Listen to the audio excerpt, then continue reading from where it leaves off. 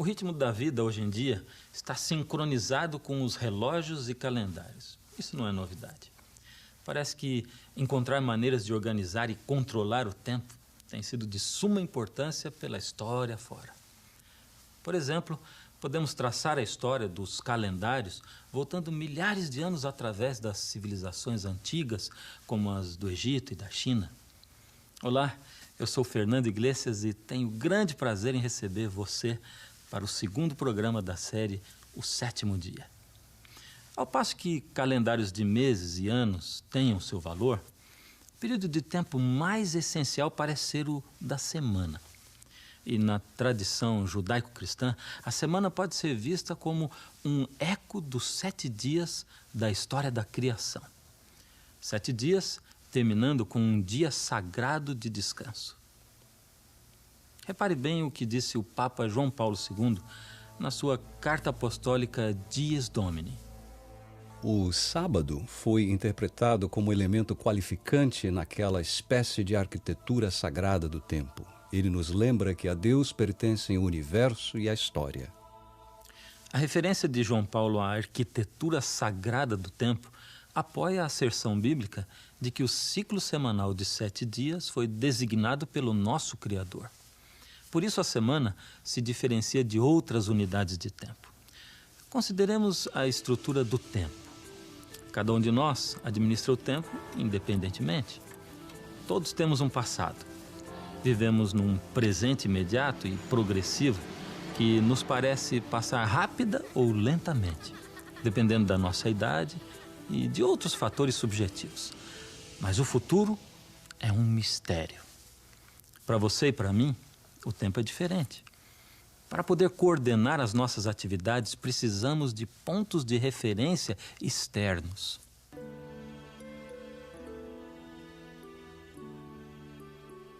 Dos elementos que precisamos para marcar o tempo, a maioria os temos desde a criação. A história bíblica define o dia como um período de trevas e luz, tarde e manhã. Isso se deve à rotação da Terra sobre o seu eixo. As unidades mais exatas do tempo, horas, minutos e segundos, são simplesmente frações do dia, isso é óbvio. O ano é o espaço de tempo determinado pela trajetória da Terra ao redor do Sol. O mês está baseado imprecisamente no ciclo completo das fases lunares e ajustado para que 12 meses constituam um ano. Já a semana é uma questão bem diferente. À primeira vista, é um espaço de tempo arbitrário, não relacionado com nenhum fenômeno natural. O registro mais antigo da semana é encontrado na literatura e arqueologia dos antigos semitas, que habitaram no sudoeste da Ásia antes do ano 2000 a.C. É realmente a semana uma unidade de tempo arbitrária e artificial? O astrônomo e antropólogo Anthony F. Avini oferece outra alternativa.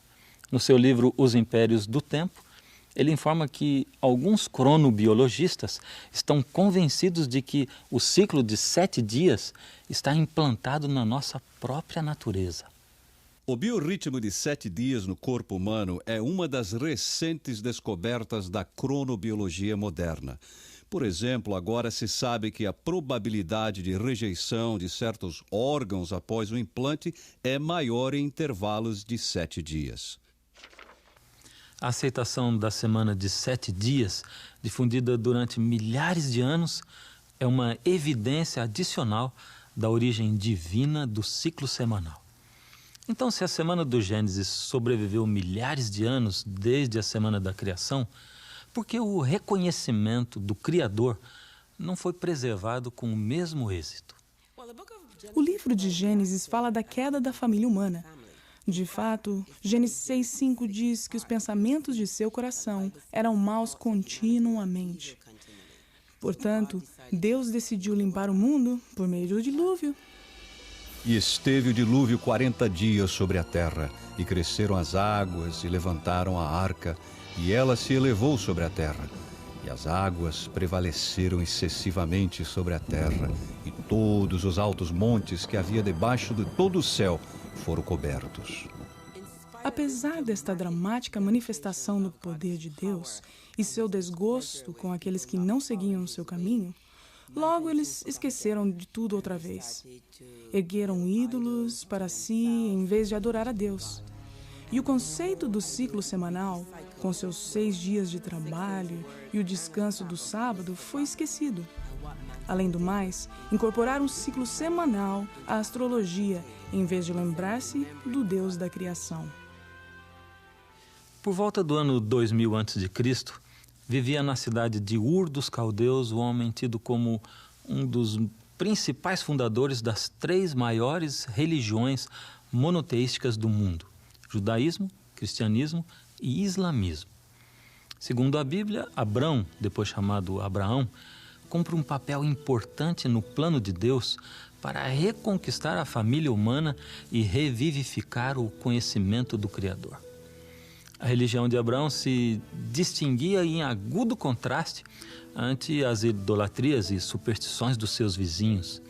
Ele adorava ao Criador, ao transcendental e invisível Deus, cuja sabedoria e poder eram manifestados pela própria existência do mundo. Ele tinha uma religião de fé, não de vista. Ele se relacionava diretamente com o seu Criador. Segundo o Antigo Testamento, o Deus Criador revelou as regras de relacionamento entre ele e a raça humana nos 10 mandamentos gravados nas tábuas de pedra. Estes mandamentos foram confiados aos descendentes de Abraão, os israelitas, como uma bênção para ser compartilhada com as nações do mundo. Lembra-te do dia do sábado para o santificar. 6 dias trabalharás e farás toda a tua obra, mas o 7º dia é o sábado do Senhor teu Deus. Não farás nenhuma obra, nem tu, nem teu filho, nem tua filha, nem o teu servo, nem a tua serva, nem o teu animal, nem o teu estrangeiro que está dentro das tuas portas. Porque em 6 dias fez o Senhor os céus e a terra, o mar e tudo que neles há, e ao 7º dia descansou. Portanto, abençoou o Senhor o dia do sábado e o santificou. Esse é o mandamento mais longo dos 10. Se caracteriza por incluir as credenciais divinas, declarando a identidade do legislador e confirmando a sua autoridade como criador para ordenar a adoração de suas criaturas. O mandamento de observar o sábado expõe a relação íntima que Deus mantém com a criação.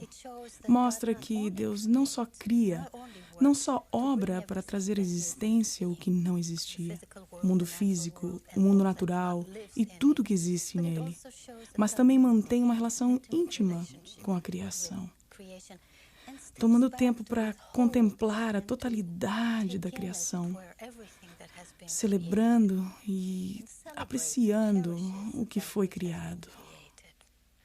No 5º livro da Bíblia, Deuteronômio, se repetem os 10 mandamentos. Dessa vez, o significado do sábado é enriquecido porque está ligado ao livramento do povo de Israel da escravidão do Egito. Guarda o dia do sábado para o santificar, como te ordenou o Senhor teu Deus. Porque te lembrarás que foste servo na terra do Egito e que o Senhor teu Deus te tirou dali com mão forte e braço estendido. Pelo que o Senhor teu Deus te ordenou que guardasses o dia de sábado. Nós participamos da redenção de Deus, tal como Israel participou da redenção de Deus. porque Deus nos livrou de algo. Ele livrou os antigos israelitas do Egito, do opressor Faraó. Assim também Deus nos livra individualmente da opressão de Satanás e do pecado que nos destrói. As pessoas precisam mesmo encontrar um santuário no tempo, o qual é o sábado. Estamos sobrecarregados e impelidos pelo mundo material e pelas nossas próprias criações materialistas. O sábado torna-se a liberação dessas coisas, da escravização aos produtos, à tecnologia, às finanças, a todas as coisas que nos fazem trabalhar freneticamente para produzir mais e mais. Já que o sábado do sétimo dia tem um significado tão rico, e já que é parte dos 10 mandamentos, por que tantas pessoas não observam hoje? É uma pergunta importante, principalmente pelo fato de que muitos reconhecem que esse e o resto dos 10 se referem não só ao povo de Israel, como também a toda a família humana. Como é lei da natureza que, em geral, uma devida proporção do tempo seja destinada ao culto de Deus, assim também, em sua palavra, por um preceito positivo, moral e perpétuo, preceito que obriga a todos os homens em todos os séculos, Deus designou particularmente um dia entre os 7 para ser um sábado, descanso santificado por Ele. O descanso do sábado era obrigatório no Éden e está em vigor desde então. Este mandamento começa com a palavra lembra-te, mostrando claramente que o sábado já existia quando Deus escreveu esta lei nas tábuas de pedra no Sinai. Como podem dizer os homens que este mandamento foi abolido quando eles mesmos reconhecem que os outros 9 estão ainda em vigor? O sábado foi feito para o homem, não para os hebreus, mas para todos os homens. O mandamento do sábado nos revela o quadro de um Deus que deseja estar no coração e na vida dos seus filhos humanos. O grande rei Davi, dos israelitas, assim o entendeu e deu instruções ao seu povo para espalhar o conhecimento desse Deus, Criador, ao resto do mundo. Contai entre as nações a sua glória, entre todos os povos as suas maravilhas, porque todos os deuses das nações são vaidades, porém o Senhor fez os céus. Dai ao Senhor a glória do seu nome e diga-se entre as nações, o Senhor reina. A Bíblia deixa bem claro que o desejo do Criador foi sempre atrair a família humana à verdadeira religião, à verdadeira adoração, a fim de que todos pudessem participar das boas coisas que projetou fazer por Israel. E aos filhos dos estrangeiros que se chegarem ao Senhor para o servirem e para amarem o nome do Senhor, sendo deste modo servos seus, todos os que guardarem o sábado, não o profanando, e os que abraçarem o meu concerto, também os levarei ao meu santo monte, os festejarei na minha casa de oração. Os seus holocaustos e os seus sacrifícios serão aceitos no meu altar, porque minha casa será chamada casa de oração para todos os povos. Não é difícil entender que esse dia santo tem poder para restaurar e solidificar o relacionamento entre o Deus Criador e os seus filhos humanos. Mediante a devoção do sábado, do culto e louvor em apreciação pelo seu poder de criar, esses filhos ficariam ligados ao seu Criador pelo amor e gratidão. Se eles continuassem observando sinceramente o sábado do Senhor, jamais o esqueceriam. E também lhes dei os meus sábados para que servissem de sinal entre mim e eles, para que soubessem que eu sou o Senhor que os santifico. Para os que guardaram o sábado de Deus, esse dia se tornou muito significativo. Esse dia de repouso e adoração concedia a oportunidade de se conhecer mais ao seu Criador, o qual havia prometido fazer deles seu povo santo. Mas a história fala de muitos israelitas que não aproveitaram essa oportunidade. Há evidência disso nos profetas. Isaías diz que o sábado foi descuidado e pouco observado. Neemias também fala disto, portanto o povo tinha problemas com isto. A razão seria simplesmente que o povo havia perdido de vista o senhorio de Deus. Mas a casa de Israel se rebelou contra mim no deserto, não andando nos meus estatutos, e rejeitando os meus juízos e profanando os meus sábados. Assim, o sábado, que simbolizava a relação especial de Israel com Deus e que era o coração de um sistema de culto em torno do Criador, foi comumente profanado. Consequentemente, Jeremias anunciou o resultado da apostasia de Israel. Imagine só o profeta Jeremias subindo e descendo pelas ruas da antiga Jerusalém. Não eram boas novas as que trazia ele. Disse ao povo que a cidade e o templo deles seriam destruídos e eles seriam levados à Babilônia para servirem ao rei da Babilônia por 70 anos. Ninguém deu ouvidos. Desde cerca de 605 a.C., o exército de Nabucodonosor, rei do novo Império Babilônico, invadiu vez após vez a pátria dos israelitas. Finalmente, esse exército destruiu a cidade de Jerusalém e levou a maioria dos habitantes ao exílio. Foram levados à Babilônia, alguns, enquanto outros foram dispersos pelo império. Então, longe da sua pátria, longe de tudo que era amado, muitos judeus perceberam que tinham cometido um grande erro e compreenderam que deviam voltar ao Deus dos seus pais e ao culto dos seus antepassados. Alguns desses judeus, homens muito inteligentes, ocuparam elevadas posições públicas nas terras estrangeiras. Por exemplo, Daniel tornou-se primeiro-ministro do reino da Babilônia. E quando o Império Medo-Persa veio a dominar, ele chegou a ocupar a principal presidência da terra. Foi Daniel quem fez que Dario, o Medo-Persa, reconhecesse ao Deus dos céus. Da minha parte é feito um decreto pelo qual em todo o domínio do meu reino os homens tremam e temam perante o Deus de Daniel, porque ele é o Deus vivo e para sempre permanente, e o seu reino não se pode destruir, o seu domínio é até ao fim. Há evidências de que a religião dos judeus exilados chegou a ser tão bem conhecida que influenciou até mesmo os movimentos filosóficos e religiosos do século seguinte. Buda, Zoroastro, Confúcio e Pitágoras, todos eles aparentam ter adotado elementos da religião judaica. Por exemplo, embora o budismo não tenha dias sagrados hoje, há evidência de que o sábado, ou o Posata, era parte dessa religião no princípio. O Benedito estabeleceu uma regra para observar o santo dia do sábado, e ele sugeriu que na reunião do 7º dia todo monge cuja consciência lhe perturbava deveria confessá-la perante a Assembleia dos Irmãos. Arthur Lloyd, no seu livro O Credo da Metade do Japão, diz que a Ordem dos Monges guardou sagradamente seus dias de sábado por muitos séculos. Até o próprio Confúcio pode ter se referido ao sábado do 7º dia na seguinte passagem em uma de suas obras. Neste dia culminante, os antigos reis fechavam os portões, os comerciantes não viajavam e os príncipes não inspecionavam seus domínios. Com o tempo, a noção de uma observância semanal do sábado penetrou em muitas culturas. Na língua hebraica, o nome de cada dia está relacionado com o sábado. O primeiro dia da semana chama-se Ehad Be-Shabbat, ou um que acompanha ou vai adiante do sábado. Assim, cada dia que se segue contempla o sábado até o 6º dia. E este é chamado de véspera do Santo Sábado. Portanto, o dia 7º é sábado. Em mais de 100 línguas antigas e modernas, o nome do 7º dia do ciclo semanal significa repouso, ou o seu equivalente.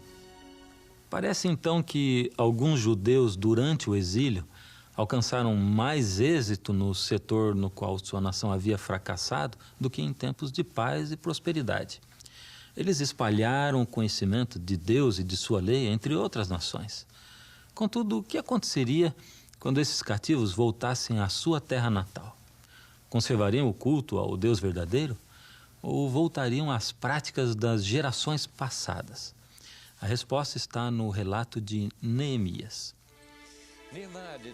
Neemias não regressou a Jerusalém quando os outros voltaram, mas quando alguém foi contar a ele o estado das coisas, a notícia entristeceu tanto a Neemias que ele diz que se sentou e chorou bastante. No final, ele decidiu que deveria, se possível, ir ele mesmo a Jerusalém para ver como poderia ajudar. Neemias era um líder enérgico e capaz. Dirigiu com êxito a reconstrução da cidade de Jerusalém e não se acomodou com isso. Como reformador cuidadoso, sentia o peso de restaurar a vida espiritual do seu povo.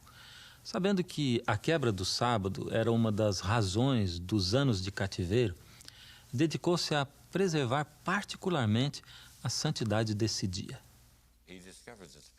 Ele soube que o povo estava comprando e vendendo no dia de repouso. Então ele disse: não deveremos fazer isso.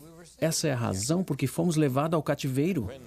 Ao continuarem vindo os comerciantes, ele mandou que ficassem fechados os portões no sábado.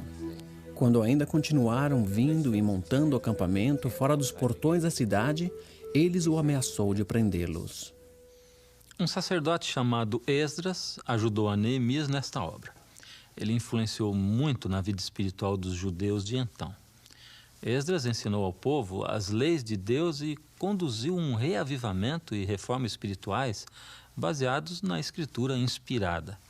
O povo se uniu mediante um juramento solene de obedecer os mandamentos de Deus dados por meio de Moisés. Eles prometeram não profanar o sábado, fazendo comércio nesse dia. Eles começaram a observar o santo sábado tão consistente e cuidadosamente que guardar o sábado se tornou uma característica distintiva da nação.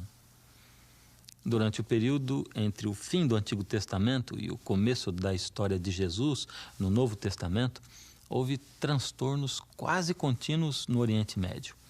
O exército de Alexandre Magno invadiu o Império da Pérsia. Dentro de pouco tempo, o próprio Alexandre morreu e o seu império dividiu-se em facções rivais. A Palestina, juntamente com a Síria, ficou sob o governo da dinastia Seleucida. O rei Antíoco IV é notável pela sua oposição à religião dos judeus. Seus soldados tomaram o Templo de Jerusalém e instauraram nos seus átrios um sistema de culto pagão. Joséfo, o famoso historiador dos judeus, diz que Antíoco quis aniquilar toda a evidência visível da identidade espiritual dos judeus. Então ele mandou emissários a Jerusalém dizendo: eles devem derrubar o altar de Jeová, devem abandonar o culto do sábado. Então os judeus se reuniram e fugiram ao deserto, onde acharam uma caverna que podia acolher a todos eles, sendo estes umas 1000 pessoas. Quando os oficiais do rei ouviram que algumas pessoas tinham quebrado as ordens do rei e fugido para lugares ocultos do deserto, eles os perseguiram em grande número. Tendo-lhes alcançado, acamparam contra eles e os atacaram no dia de repouso. Disseram-lhes: saiam daí e viverão. Mas eles responderam: não sairemos nem obedeceremos à ordem do rei para profanar o sábado. Imediatamente os que comandavam as tropas do rei os sufocaram nas cavernas, porque a reverência que dedicavam a esse dia era tão grande que o temor de violá-lo, mesmo em tal extremo, fez com que eles nada fizessem. Cerca de 1000 foram sufocados, contando as suas mulheres e filhos. O martírio desses judeus patriotas nos dias de Antíoco IV é um testemunho notável do poder de suas crenças. Seu Deus e o santo sábado dele tiveram maior importância para eles que a própria vida. O sacrifício deles foi uma vitória da fé. O Antigo Testamento, apoiado pelas evidências da história, linguagem e cultura, estabelece o sábado como um memorial sagrado da obra criativa e redentora de Deus. Declara que o sábado é sinal de uma relação íntima entre o Criador e aqueles que o adoram. Um dia de descanso e culto, capaz de unir os corações dos seres humanos com o do seu Criador. Hoje, para muitos judeus e cristãos, o sábado é ainda o ponto central da vida espiritual e adoração. Até hoje em dia, o sábado permanece como um elemento determinante na arquitetura sagrada do templo. Uma vez que os primeiros cristãos herdaram o sábado, os ensinos de Jesus Cristo e de seus discípulos enfatizaram e enriqueceram o seu sentido, magnificando a sua importância. Contaremos esta história quando voltarmos com o terceiro programa da série O Sétimo Dia, Revelações das Páginas Perdidas da História.